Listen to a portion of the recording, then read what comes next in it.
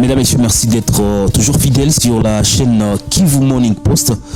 Aujourd'hui, nous allons parler d'une autre question, également une question qui intéresse la vie sociale de Congolais, c'est parler des conséquences de la guerre sur l'agriculture. Est-ce que ce secteur de la vie sociale a été affecté par cette guerre? Nous allons recevoir un ingénieur agronome pour parler de ces sujets. Il s'appelle Christophe qui sera avec nous dans cette émission Libre Opinion. D'ici 1 ou 2 ans, si cette population ne revient pas pour regagner leurs activités champêtres, nous pensons que vraiment il y aura une pénurie alimentaire. Ça va vraiment affecter même les zones aussi proches, non seulement la ville de Goma, mais ça va affecter aussi d'autres provinces, toute la République, parce que le Nord Kivu est un grenier agricole de la RDC.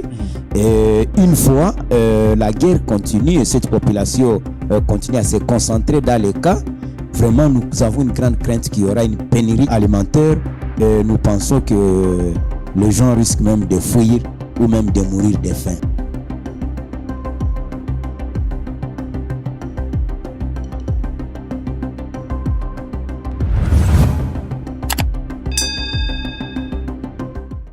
Christophe, bonjour et bienvenue. Bonjour. Sentez-vous à l'aise? Oui, je suis à l'aise. Alors, oui. Nous allons parler avec vous des conséquences de la guerre, en tout cas sur l'agriculture. Est-ce que ce secteur de la vie aussi a connu des perturbations lorsqu'il y a eu recrudescence de la guerre, surtout dans la partie est de la RDC?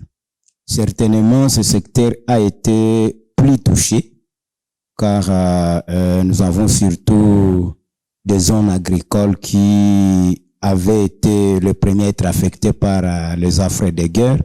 Notamment, la guerre a commencé par le groupement Djomba, et ça a affecté d'autres groupements du territoire de Rutshuru. Et en fait, c'est tous les territoires de Rutshuru qui étaient déjà affectés par la guerre. Et cette guerre a commencé quand il y avait des gens, c'était déjà un moment de récolte. Il n'y a plus de récolte. D'autres produits du champ ont été récoltés par les rebelles. D'autres étaient non accessibles et ces produits ont pourri dans les champs. Et ça a grandement affecté l'agriculture. Et comme conséquence, nous avons tous observé à une montée de prix des denrées alimentaires au niveau de la ville de Goma. Une mesurette communément que nous appelons Murongo, qui était à 1800-2000 francs, est passée jusqu'à 4000 et 4500 francs. Ce qui est de la farine de maïs, là, on n'en parlait pas. On n'a pas même ici comment gérer la vie quotidienne de la population, surtout qui a réussi toute la population qui venait du territoire de Rutshuru, après toute la population qui venait du territoire de Nyiragongo et Masisi, qui pouvait se concentrer dans la ville. Et malheureusement, c'est la même population qui est une population agricultrice et qui devait produire à manger pour cette population de Goma, qui malheureusement avait abandonné les champs et à une bonne période où ils s'attendaient à récolter leurs produits du champ. Vous êtes du domaine de l'agriculture, mais qu'est-ce que vous craignez exactement? Est-ce qu'il y a lieu de craindre qu'il y ait des conséquences aussi néfastes sur la vie? Oui, nous avons une grande crainte. Ce n'est pas qu'il y a ce que nous craignons, mais la crainte est déjà observée. Parce que nous pensons d'ici 1 ou 2 ans, si cette population ne revient pas pour regagner leurs activités champêtres, nous pensons que vraiment il y aura une pénurie alimentaire. Ça va vraiment affecter même les zones aussi proches, non seulement la ville de Goma, mais ça va affecter aussi d'autres provinces et toute la République, parce que le Nord Kivu est un grenier agricole de la RDC. Et une fois la guerre continue et cette population continue à se concentrer dans les cas, vraiment nous avons une grande crainte qu'il y aura une grande pénurie alimentaire.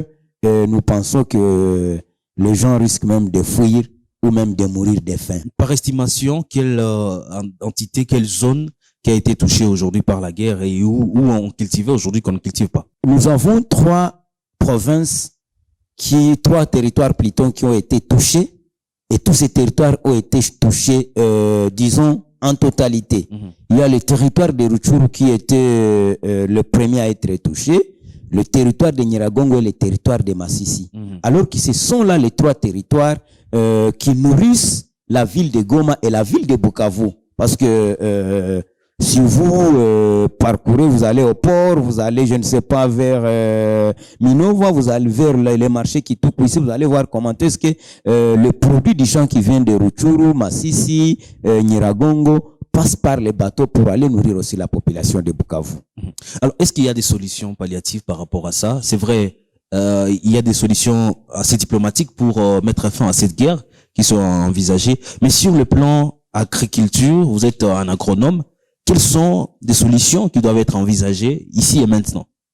Oui, les solutions que nous avons toujours parlé qu'il n'y a pas un développement sans la volonté politique.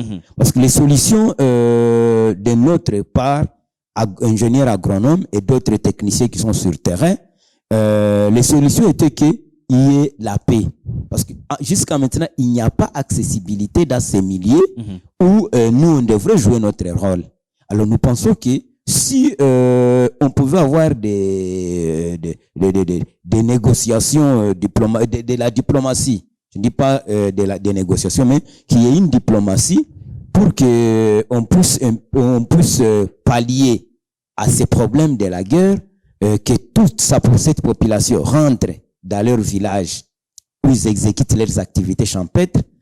Ça pouvait immédiatement aider parce que dès qu'ils arrivent dans leur village, ils pouvaient immédiatement regagner le champ et commencer à cultiver. Nous, d'habitude, nous allons les accompagner par de nouvelles méthodes agricoles. Nous pouvons même toquer par-ci, par-là parce qu'ils ont perdu leurs semences pour que certaines organisations comme la FAO, PAM et d'autres bons partenaires qui puissent les doter des semences et qu'ils puissent encore revenir au champ et cultiver et voir si on peut encore assister à de bonnes récoltes et nourrir cette population qui est en train de souffrir avec la famine. Pour les agriculteurs qui vivaient de leur travail des champs aujourd'hui, qui sont dans les camps des déplacés, quel plaidoyer vous faites par rapport à eux? Aujourd'hui, ils sont dans les camps déplacés malheureusement. Voilà, nous sommes fermiers concessionnaires. Dans nos projets, souvent, on n'a pas les projets d'urgence.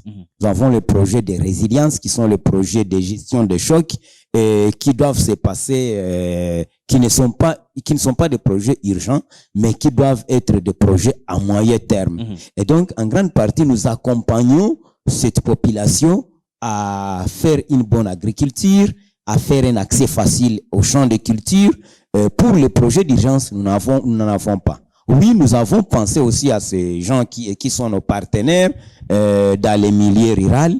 Nous avons pensé à toquer aussi par d'autres partenaires qui peuvent voir comment ils peuvent organiser des petits projets d'urgence pour voir si on peut aider cette population. Et aujourd'hui, nous pensons que nous sommes en train d'envisager comment est-ce que nous pouvons créer des petits jardins potagers les longs des différents cas pour qu'ils puissent voir s'ils peuvent cultiver des maraîchers qui peuvent produire un peu facilement et qui peut un peu sécuriser à manger. Ingénieur Christophe, merci d'avoir répondu présent à notre invitation dans cette émission Libre Opinion. Nous disons aussi merci d'avoir confiance en nous, mais aussi de permettre que nous puissions aussi exposer les problèmes des agriculteurs, les problèmes de la population, notamment de Rutshuru, Goma, plutôt Rutshuru, Masisi et Nyiragongo, qui aujourd'hui vivent dans des conditions vraiment très précaires.